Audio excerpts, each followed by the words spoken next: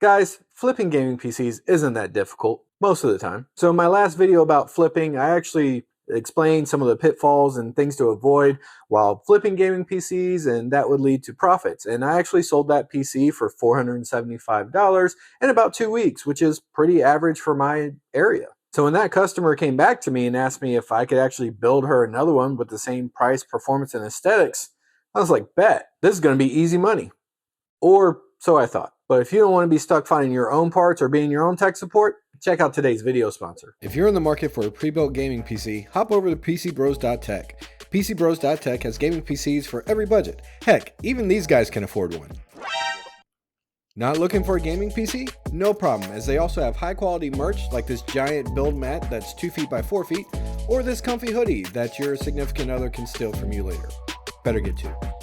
I mean, they even have extended mouse pads to finish off your gaming setup. So head over to PCBros.tech today and use code PinkyTech4 for 4% off your order. And now, back to the show. All right, so the first issue I ran into trying to recreate this flip is going to sound pretty crazy, but it was Black Friday. You see, Black Friday had inflated prices on a lot of components, and so that $80 processor that I picked up off Amazon for the last PC, not going to work. It's over $100 right now. And also, there's no open box deal at Micro Center on a B450 motherboard. So that motherboard I got for 40 or 60 bucks or however much it was, that's not going to be an option. And the cheapest one I was seeing so far was about $120 new. So that's not going to work out for this flip with me still being able to make any kind of money off of it. And also, side note, can we please bring down the price of AM4 motherboards and Ryzen 5 3600s? Like they're 3 generations old now.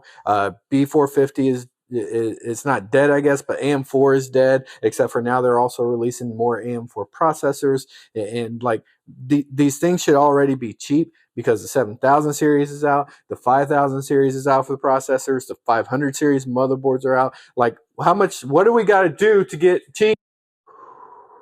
Well, at least the case is still the same price on Newegg, so I went ahead and picked that up, along with some Asia Horse sleeve cables to give it the same aesthetic as the PC before. And then I've also arranged to go ahead and pick up a power supply and a CPU off of Facebook Marketplace. The power supply is going to be $30, it is an EVGA 600, and then the Ryzen 5 3600 I'm actually getting from somebody for $40 over on Facebook Marketplace, so I'm just trying to set up a time to go get those. In the meantime, I've gone ahead and picked up a B550 motherboard off of Amazon Warehouse, and then a Thermalright CPU cooler as well to keep the Ryzen 5 3600 cool, because buying the processor, not a processor plus the heatsink. And then also I went ahead and picked up this NVMe drive, the Team Group MP33, for $45, which, by the way, was only $33 before Black Friday. So thank you, Black Friday, for the freaking awesome deals. Yeah. All right, so at this point, the only thing we need is a GPU. And to keep performance the same, the easiest thing to do would be to put the same RX 580 into this build that we put into the previous build. But the issue I'm having right now is on Facebook Marketplace, people are listing the RX 580 for $200 or $150 or over $200. It's freaking insane. And then over on places like Java, you're looking at over $100 before you pay taxes, shipping, and all that good stuff. So the price for the 580s is absolutely ridiculous right now, and it's not even supported anymore. It's no longer getting driver updates, and people have lost their freaking minds. But I finally found one on eBay for $50 and went ahead and placed the order and anxiously awaited for that package to come in, and then this happened.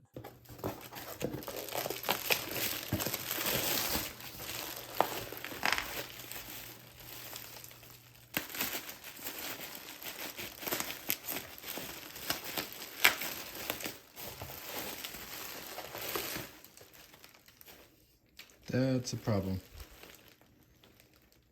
That is not an RX 580. Now that's not the card I ordered, obviously, but more on that in another video. But let's go ahead and get this PC built while I try to find another RX 580, which is proving to be a Herculean task.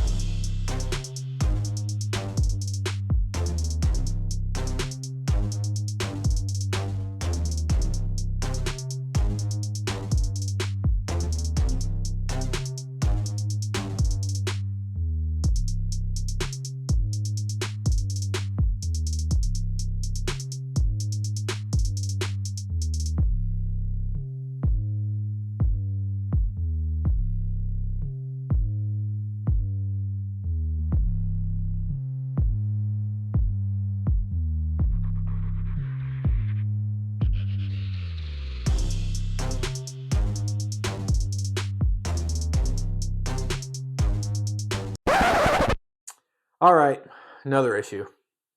So remember when I got that used PSU? Well, good news is the PSU actually does work. It works fine. The bad news is that it doesn't actually have any Molex, which wouldn't be a problem except for the case fans in this case are all Molex. So yeah, in the interim, I've gone ahead and ordered a 500 watt Gigamax PSU from Zalman off of Amazon. So that'll be here in a day or two. But yeah. But hey, on the plus side, I've got the RX 580 nailed down. It's actually from the guy that sold me the CPU, so that is good. So I got to go pick that up, and then we'll be ready to actually get this build done, hopefully.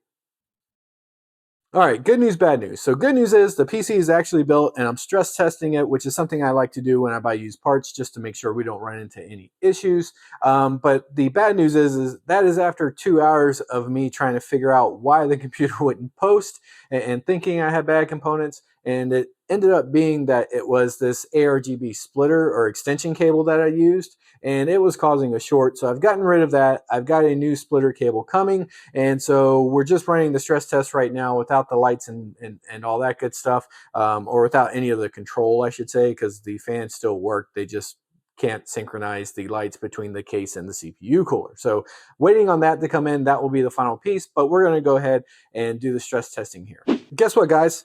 The PC's working. Lights are synchronized, all that good stuff, and everything's working the way it should be at this point. So this has been, without a doubt, the most stressful PC flip I've ever done that didn't actually involve having bad hardware. But if you found this video useful or if you learned something, make sure to hit the like and subscribe button. And if you want to talk about your own PC flipping adventures, feel free to leave a comment down below or even join the PinkyTech Discord server where we actually have a section dedicated to PC flipping. And as always, guys, I appreciate you watching, and I will see you in the next video. Bye-bye.